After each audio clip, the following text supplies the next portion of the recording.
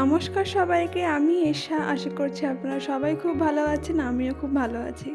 Last ভিডিওতে যে লেয়ারিংগুলো আমরা শিখেছিলাম, আজকে সেগুলো দিয়ে মান্ডালা আঁকবো। তো ফার্স্টে যে লেয়ারিংটা করেছিলাম, তো সেটা দিয়ে চলুন একটা মান্ডালা এঁকে নিই। এখানে একটা কথা বলে রাখি যে বাইরের যে আউটলাইনটা আছে আমরা সেটাকে পেন দিয়ে আঁকবো, আর ভেতরের যে সার্কেলগুলো আছে সেগুলো পেন্সিল দিয়ে আঁকবো। কারণ লেয়ারিং করার সময় যাতে মাপটা ঠিকঠাক থাকে সেজন্য ভেতরের সার্কেলগুলোকে পেন্সিল দিয়ে এঁকে নিয়েছি।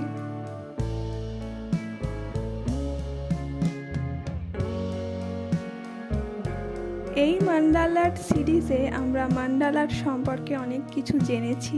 মান্ডালা আর্টের বিভিন্ন প্যাটার্ন জেনেছি, মান্ডালা আর্ট আঁকতেও আমরা শিখেছি, মিনি মান্ডালা আর্ট যেগুলো সেগুলো আমরা এঁকেছি। তো যারা এখনও সেই ভিডিওগুলো দেখেননি, আমি তার লিঙ্কটা ডেসক্রিপশানে আর আই বাটনে দিয়ে দেব, তো সেগুলো গিয়ে দেখে নেবেন।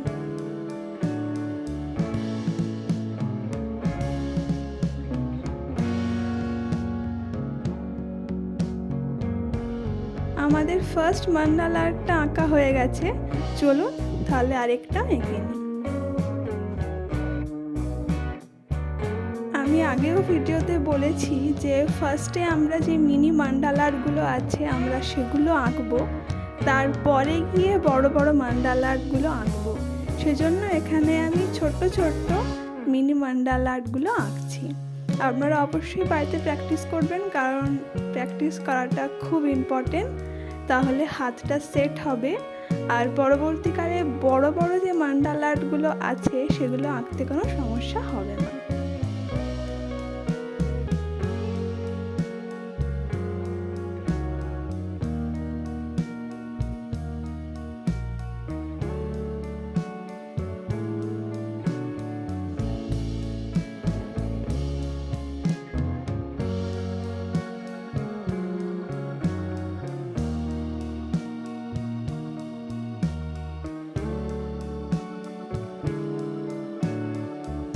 সেকেন্ড মান্ডালা আর্টটাও আঁকা হয়ে গেছে, তাহলে চলুন লাস্টেরটা এঁকে নিই।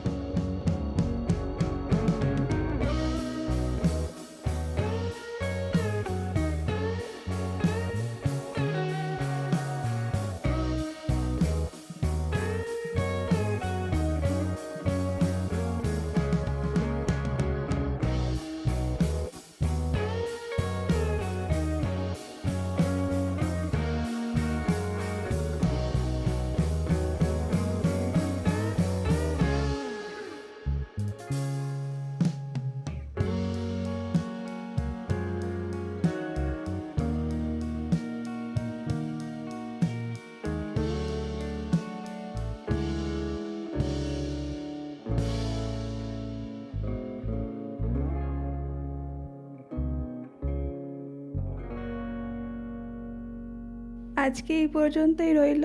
নেক্সট ভিডিওতে আমরা একটা বড় মান্ডালা আর্ট আঁকবো। তো দেখা হচ্ছে পরের ভিডিওতে। সবাই খুব ভালো থাকবেন।